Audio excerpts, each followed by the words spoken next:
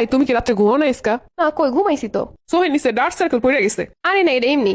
Minute অপেক্ষা করো, fridge দিয়ে আইস কিউব বাই করতেছি। এই না আমি এখন আইস টাইস দিতে পারবো না। দেখছো চোখের উপরে নিচে কি হইছে? এখনই যদি এগুলোর ব্যবস্থা না নেওয়া হয় পরবর্তীতে আরো হয়ে যাবে এমন। দূর ও কই হইছে ডার্ক সার্কেল? ওই যে আমি দেখতে পাচ্ছি সোহেল নিচে উপরে একদম কালো হয়ে গেছে। যাক তাইলে কি আইস কিউব দাম লাগবে এখন? দিন দিন তুমি কিন্তু কেয়ারলেস হয়ে যাইতেছো নিজের প্রতি, কেউ কোলেও করতে দাও না। আরে ঠিক হয়ে যাবে আজকে একটু ঘুমাইলি। যাও এখনই যাও ঘুমাও, ততক্ষণ পর্যন্ত সোহেল নিচে দাগ না যাবে ততক্ষণ পর্যন্ত তুমি ঘুমাবা ইসকা, মনে থাকে জানো। এখন বাজে সকাল 11টা, এখন আমি আবার ঘুমামো? ও কি হয়েছে, ঘুমাবা, ঘুমাইলে তো শরীরও ভালো হয়। যাও ঘুমাও, তোমার সোহেল নিচ কালো হয়ে গেছে তার মানে তোমার রাতে ঠিকঠাক ঘুমাই নাই। তাই বইলে 11টার সময় ঘুমাই কারো? দেখো আমি তোমার ভালোর জন্যই কই সবসময় সবকিছু। এখন রান্না বান্না করবো না? আরে আমি তো আসি আর বুয়ারে ফোন দিতে আসি, রান্না করে দিয়ে যাবো। গাজরের টমেটো খাইছো তুমি? খাইছি। শোনো এইগুলা খাবার শরীর সতেজ থাকবো, তোমার তো আমি এটা বুঝাইতেই পারি না। সতেজ না চাই, সারাদিন খালি রূপচর্চা। ওই যে অফিস দিয়ে চলে আইছে। এই কি বউ তোমার মুখটা শুকনো শুকনো লাগতেছে কেন? ওই না তো।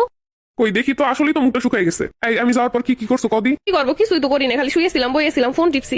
তুমি কোনো কিছু না করলে তো এইরকম শরীরের অবস্থা হয়ে যাওয়ার কথা না এতটুকু সময়। আমি যাওয়ার সময় তো একসঙ্গে খাবার খাইছি, তারপর কিছু খাব নাই। পুরো আমি কি হাতে খালি খাইতেই থাকুন? তোমার আমি হাতে হইতে কখনো কইলাম, তোমার তো কইলাম শরীর ঠিকঠাক রাখতে।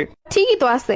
তো চলো আমি নিজ হাতে আবার খাওয়াবো, চলো। পুরো পেটের জায়গায় নেই। এ কি বউ তোমার শ্যাম্পু শেষ হয়ে গেছে, ফেস ওয়াশ শেষ হয়ে গেছে, আবার একটাবার কইলা না কেন? এ সইব না যেই পরিমাণ আমার দেওয়ায়, খালি রূপচর্চা। কি মন খারাপ করে বই আছো কেন? সারাদিন খালি শরীর ফিট আর রূপচর্চা। ঠিকই তো, তোমার আর কোনো কাজ আছে কও? আচ্ছা আমি দেখতে খারাপ লেগে তুমি আমার এইরকম করাও? কি বলো, তুমি যেই পরিমাণ সুন্দরী। তাহলে সারাক্ষণ খালি আমার এমন করাও কেন? শোনো বিয়ের পরে মেয়েরা সংসারে কাজকর্ম করতে করতে তখন আর কিছু করতে পারে না, কিন্তু আমার টার্গেট ছিল আমি ওরকম করবো না। আর বউরে সবসময় পরিপাটি রাখবো, সবসময় তার রূপের যত্ন নিবো। আমি চাই না কোনো কারণে তোমার আগের চেহারা নষ্ট হয়ে যাক। তো দিন দিন আরো সুন্দর কেমনে রাখা যায় তোমার সেই চেষ্টাই করি। এরকম করে তো চিন্তা করি না, আসলে ও অন্যরকম। আচ্ছা শোনো, আমাদের একটা পিকনিক আছে, তোমার জন্য কেনাকাটা করতে যাম বিকেলে। আরে আমার তো আছে সবকিছু, পিকনিকের জন্য আবার আলাদা কি কেনাকাটা করবা? শোনো আমার বউ নতুন নতুন অকেশনে নতুন নতুন কাপড় চোপড় পরবে না, এটা তো হয় না। আচ্ছা তুমি যে টাকাগুলো নষ্ট করো শুধু শুধুই না। বিয়ে করে নতুন নতুন অকেশনে যদি বউরে কিছু নাই কিনা দিতে পারি, সেই ইনকাম করে কি হইব? যেই বেতনই পাই না কেন তোমারে দেখানোর মতো সামর্থ্য তো আমার আছে। তারপরও ভবিষ্যৎ চিন্তা করতে হয়। ভবিষ্যৎ আর কি, ভবিষ্যৎ তো তুমি আর আমি। কাছা কাছা হইলে টিজি কেমনি হয়ে যাইব? এত টাকা জমাই কি হইব যদি বউয়ের মনই না রাখতে পারি? হ্যালো, হ্যাঁ তুমি কখন আইবা? আমি এই যাইতাছি। ওই দিন অনলাইনে কি মেকআপ আইটেম জানো দেখছিলা? কেন?